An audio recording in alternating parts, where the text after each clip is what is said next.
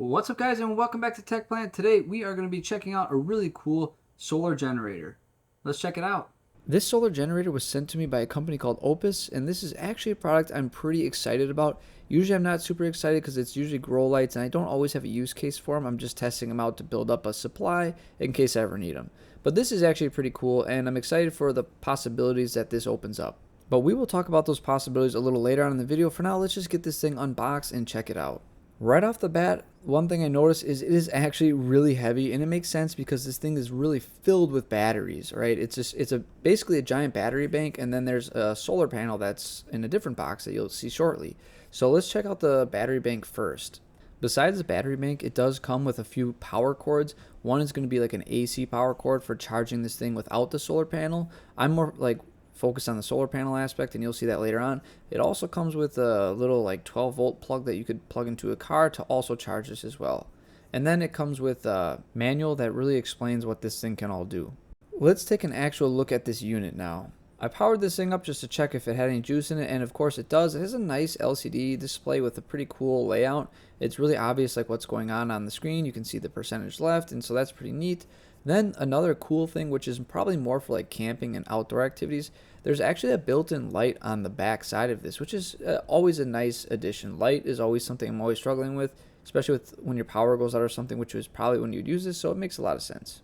This thing is loaded with different output stuff. If you look at the front panel, on the left side there's all your AC typical plugs that you would use. These are what I would use for my grow lights. This is primarily how I'm going to use this. And then on the right side, I think there's like one of those like car jack outlets. There's these little like barrel style plugs, and then there's USB ports of various sizes. So there's a variety of things you can plug into this. So it should be pretty powerful in how you can use it. Overall, though, it is a pretty nice looking unit. It's built really solid. Like I said, it's very heavy. Nothing feels loose. The front panel looks great. I can't really find any flaws with it, so it seems to be a pretty nice product. I've never really opened these up before, so I don't know how to compare it to other ones because I've never seen any other ones, but it doesn't feel chintzy or anything, which is good because this is not a cheap product. But this battery bank alone is not what I'm after. I mean, it's great that you can charge it and use it on camping trips, but that is not my goal here. So the next element to this is what's in this next box here, and that is a big solar array. So this box comes with two things, the solar array, and then there is like an adapter for multiple solar panels, which we can talk about later. Included on the actual array is a flap that contains your power cord, and this is what you're going to plug directly into the unit to charge the unit using solar power. So that's really awesome, and that's what I'm excited about. This unit is also pretty heavy, so both of these are very heavy things, but they have a lot of functionality, which is why. And honestly, I appreciate heavy things because it makes it feel a little more, not premium, but it doesn't feel like a flimsy like piece of junk. So they're both very heavy units, very well put together, and again, for the money it should be because this is not a cheap product. But overall it looks great. I believe this panel is a 240 watt output, and the actual charger or the battery bank can receive 200 watt input. So you'll see why that's a little important later. It makes a big deal. So it's a pretty perfect match, and you'll see why, even though it doesn't seem like it. So obviously I want to get this tested out because there is going to be a follow-up video to this where I'm really going to try and implement it into my system. It's been crazy busy, so I haven't been able to really find a good use case for it yet, and I'll continue to talk about it, but I'm just getting this thing set up outside. I poked a hole in my screen so I can run the cord inside to the actual battery bank and hook it all up. The cord is pretty long actually, so it worked out pretty well, but it's definitely, the battery bank has to be like inside that room in my basement. It sucks that everything's in the basement because it makes it kind of awkward, but it sets up really easily. It's got little kickstands on the back of each panel, so it's very simple to get set up and out there up and running. And then just to give you a little bit of a weather thing, it's a little hazy out, so we're not getting perfect sun, and that makes a big difference. So now once I went down in my basement where I actually have the battery bank, I plugged it in, and you can see we're getting about 125 watts.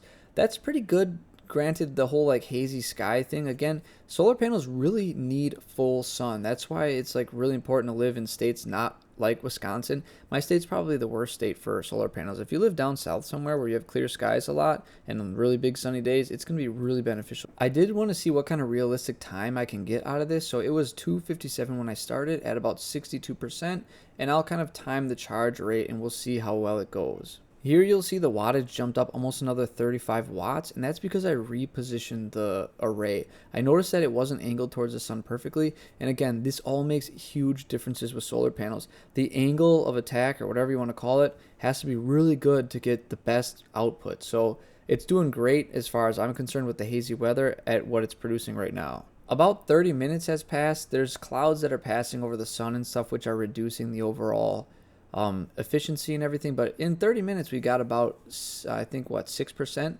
So that's pretty good in my opinion. At about 4 o'clock, we're sitting at 72%, so a whole 10% went up, which is pretty good. You can see we're hitting that 200 wattage mark, which is really awesome. And this is what I was talking about earlier. Because the panel can output 240 watts, it gives us a slight advantage. When the sun isn't perfect or if there's a little bit of haze, we can still completely saturate the charger, even though the sun might not be perfect. So even though the wattages are only about 200 from the solar panel, that's perfect for us, even though we're not getting that full 240. We don't need that. So that's awesome. That gives us a little more leeway, if that makes any sense. I hope I'm like getting that across to you. The more like solar panels you have, the better off you are when the sun isn't doing as great. You know, you can kind of hit that full saturation. So you can see here at the 7 o'clock mark, it's starting to get pretty dark out. Well, not really, but dark for this. We got about 30%, so that's not bad for 4 hours of non perfect sun. So I think it's doing pretty good.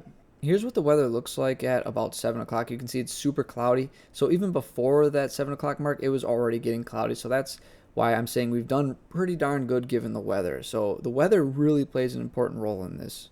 Now here's some footage of me just trying to plug it in directly and seeing kind of what we're looking at here. And the problem is my entire like bank of lights on the right side, it uses a little over 600 watts, which is a significant amount. This battery has a almost 2,000 watt hour, I believe, which means like every 1,000 watts that you're using per hour, with a 2,000 watt hour, you get 2 hours of 1,000 watts, if that makes sense. So with the whole 600 thing, we're probably looking at a little under 4 hours. So it obviously wouldn't last me all day. I could not totally replace all my lights on this solar battery using the solar panel. However, when I was talking with the company, it sounds like the solar panel can do like a pass-through, where you're not actually wasting the energy charging the unit. It can pass like through just the DC to AC converter and power your lights. So that might make it a little like better, if that makes any sense, because I can have the sun just generating electricity. Because I don't know how much you know about electricity, but it's quite complex. When you're converting the DC energy from the solar panels to AC output, you're losing electricity there. It's not a perfect 100% efficiency when you switch it over. So that already kills some of your gain. And then if you're going to charge a battery, that also is going to kill some of your electricity efficiency. So it's not like a 1-to-1 ratio.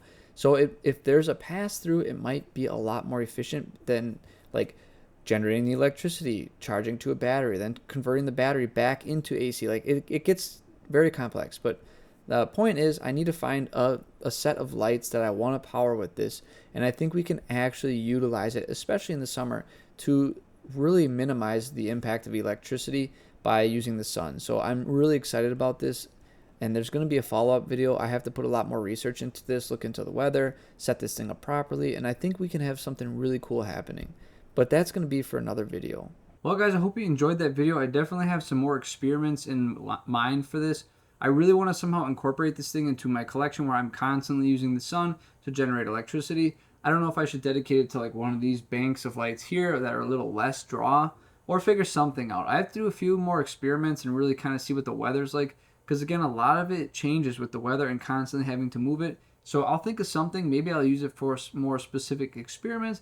I don't know, but I really love the idea of converting all of this to solar, because I hate the idea that I'm just burning electricity to keep these plants alive when there's like the sun that can do it for me for free. But again, it's Wisconsin, so you know. But anyways, I hope you guys like the idea that is behind this video and the potential maybe. And as always, may your plants go strong and healthy. I'll see you next time.